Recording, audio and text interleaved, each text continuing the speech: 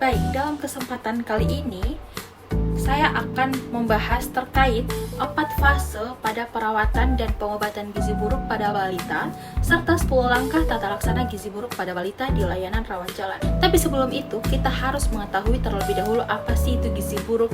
Nah, menurut Kementerian Kesehatan, gizi buruk adalah kondisi ketika berat badan anak terlalu rendah dibandingkan dengan tinggi badannya. Balita dikatakan mengalami gizi buruk jika indeks berat badan menurut umur kurang dari -3 standar deviasi. Adapun dampak dari gizi buruk ialah hambatan pertumbuhan fisik, penurunan daya tahan tubuh, risiko lebih tinggi terkena penyakit dan juga gangguan perkembangan kognitif. Penyebab gizi buruk pada anak terbagi menjadi penyebab langsung dan penyebab tidak langsung. Penyebab langsung dari gizi buruk yaitu asupan makan tidak cukup dan penyakit infeksi berulang seperti diare dan pneumonia.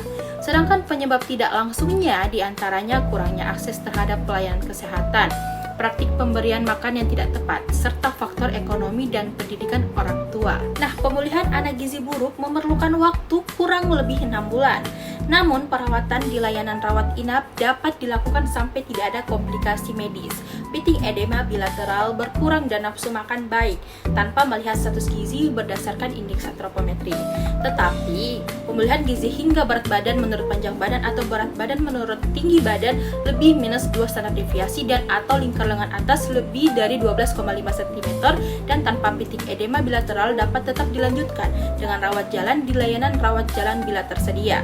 Bila tidak tersedia layanan rawat jalan, maka pemulihan gizi hingga sembuh dilakukan di layanan rawat inap. Tata laksana anak gizi buruk terdiri dari 4 fase perawatan dan pengobatan. Namun, tidak semua balita gizi buruk akan menjalani 4 fase tersebut. Fase stabilisasi dan transisi untuk balita gizi buruk yang perlu layanan rawat inap, sedangkan fase rehabilitasi dapat dilakukan pada layanan rawat jalan. Bila tidak tersedia layanan rawat jalan, maka fase rehabilitasi hingga balita mencapai kriteria sembuh dapat dilakukan di layanan rawat inap. Adapun 4 fase perawatan dan pengobatan gizi buruk pada balita yaitu yang pertama fase stabilisasi.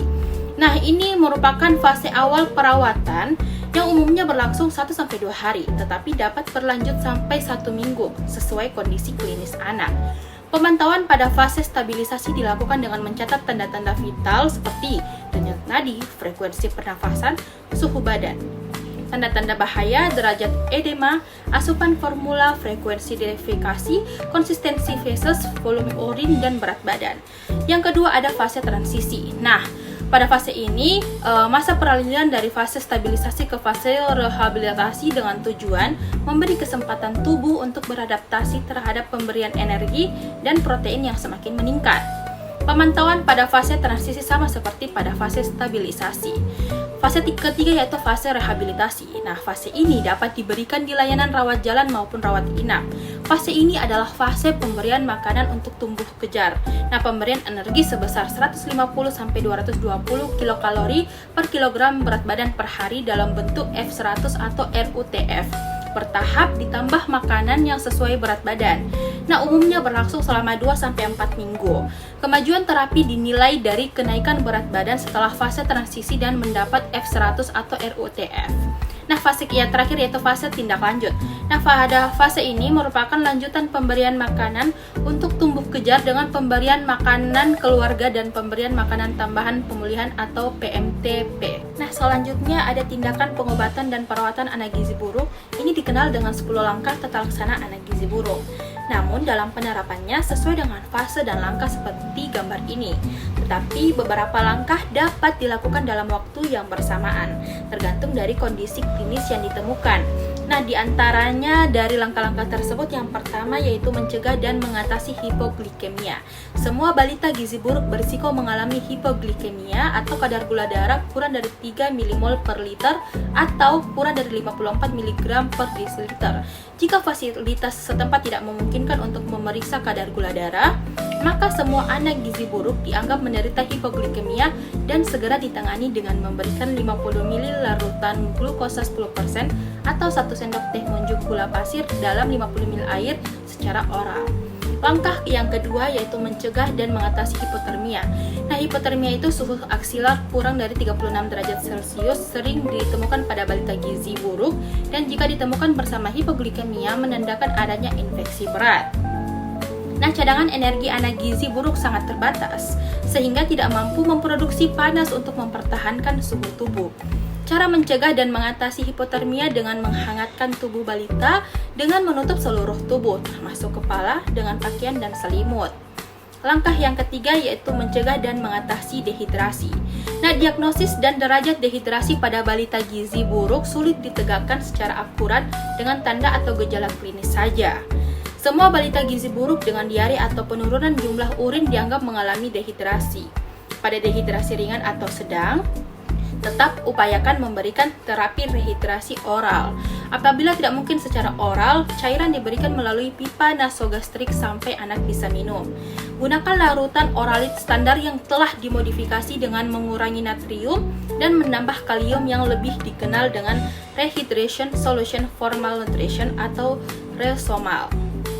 Nah, langkah selanjutnya, langkah yang keempat itu memperbaiki gangguan keseimbangan elektrolit. Pada anak gizi buruk terjadi gangguan keseimbangan cairan, elektrolit, dan mineral. Untuk mengatasi gangguan keseimbangan elektrolit tersebut, diberikan mineral mix yang ditambahkan ke dalam formula WHO atau formula 75, formula 100, dan Resomal. Tubuh anak gizi buruk relatif mengandung kadar natrium lebih tinggi dan kalium lebih rendah dibandingkan anak normal. Karena itu, pemberian cairan tidak boleh yang mengandung kadar natrium tinggi dan anak harus mendapat tambahan kalium. Nah, tata laksana pada langkah keempat ini ialah yang pertama, untuk mengatasi gangguan elektrolit diberikan kalium yang sudah terkandung di dalam larutan mineral mix yang ditambahkan ke dalam F75, F100 atau Resomal. Nah, yang kedua yaitu gunakan larutan Resomal untuk dehidrasi. Perlu diingat bahwa jangan obati edema dengan diuretika. Pemberian natrium berlebihan dapat menyebabkan kematian pada anak. Langkah yang kelima, mengobati infeksi. Balita gizi buruk seringkali menderita berbagai jenis infeksi, namun sering tidak ditemukan tanda atau gejala infeksi bakteri, seperti demam. Karena itu, semua balita gizi buruk dianggap menderita infeksi pada saat datang ke fasilitas kesehatan dan segera diberi antibiotik. Hipoglikemia dan hipotermia seringkali merupakan tanda infeksi berat. Nah, adapun tata laksana dari langkah ini yang pertama, berikan kepada semua balita gizi buruk antibiotik dengan spektrum luas. Bila balita sebelumnya dirawat inap, maka pemberian antibiotik merupakan lanjutan dari pengobatan sebelumnya dirawat inap. Yang kedua yaitu imunisasi campak jika balita berusia lebih dari 6 bulan dan belum pernah diimunisasi atau mendapatkan imunisasi campak sebelum usia 9 bulan. Nah, imunisasi ditunda bila balita dalam keadaan shock. Nah, imunisasi termasuk imunisasi campak pada balita gizi buruk diberikan sebelum anak pulang dari tempat perawatan atau fase rehabilitasi. Nah, selanjutnya ada langkah yang keenam yaitu memperbaiki kekurangan zat gizi mikro. Nah, semua anak gizi buruk mengalami defisiensi vitamin dan mineral meskipun sering minggu kedua, mulai fase rehabilitasi. Nah, zat besi dapat memperberat infeksi bila diberikan terlalu dini. Pemberian zat gizi mikro sama dengan penjelasan sebelumnya. Bila balita gizi buruk mendapat RUTF atau dengan komposisi sesuai dengan rekomendasi WHO, maka tidak perlu diberikan suplementasi zat gizi mikro lagi, kecuali ditemukan tanda klinis kekurangan vitamin A pada mata dan atau ada riwayat menderita campak dalam 3 bulan terakhir. Maka balita diberi suplementasi vitamin A dosis tinggi sesuai umur. Langkah yang ketujuh yaitu memberikan makanan untuk fase stabilisasi dan transisi. Diberikan untuk anak gizi buruk di layanan rawat inap. Yang langkah selanjutnya itu yang langkah ke-8 yaitu memberikan makanan untuk tumbuh kejar.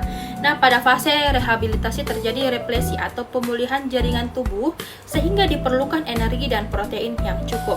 Diberikan energi 150-220 kilokalori per kilogram berat badan per hari, protein 4-6 gram per kilogram BB per hari. Terapi gizi yang diberikan dapat berupa F100 atau RUTF yang secara bertahap ditambah makanan padat gizi.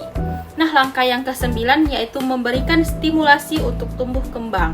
Pada anak gizi buruk terjadi keterlambatan perkembangan mental dan perilaku.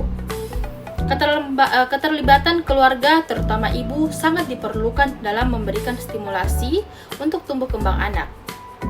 Oleh karena itu, perlu diberikan petunjuk kepada orang tua dan keluarga untuk memberikan stimulasi perkembangan anak dengan penuh kasih sayang, sambil bermain, bernyanyi, dan menciptakan suasana yang menyenangkan.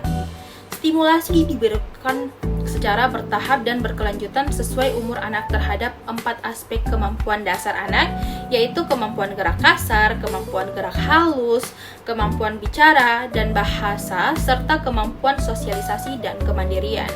Stimulasi terstruktur dilakukan secara intensif setiap hari selama 15-30 menit. Langkah yang terakhir yaitu langkah yang ke-10, yaitu mempersiapkan untuk tindak lanjut di rumah. Persiapan untuk tindak lanjut di rumah dapat dilakukan sejak anak dirawat inap. Misalnya, melibatkan ibu dalam kegiatan merawat anaknya. Kriteria sembuh dari gizi buruk apabila berat badan atau tinggi badan atau berat badan atau panjang badan lebih dari -2 standar deviasi dan atau lingkar lengan atas lebih dari 12,5 cm dan tidak ada piting edema bilateral. Bila balita keluar dari layanan rawat inap setelah sembuh atau sesuai dengan kriteria di atas, maka anjurkan untuk kontrol teratur setelah pulang 1 kali per minggu pada bulan pertama, 1 kali per 2 minggu pada bulan kedua, selanjutnya 1 kali per bulan sampai 6 bulan atau lebih. Selain itu, dianjurkan juga untuk melengkapi imunisasi dasar ataupun ulangan sesuai program PPI atau program pengembangan imunisasi. Itu saja informasi singkat yang bisa saya sampaikan, kurang lebihnya mohon maaf. Wassalamualaikum warahmatullahi wabarakatuh.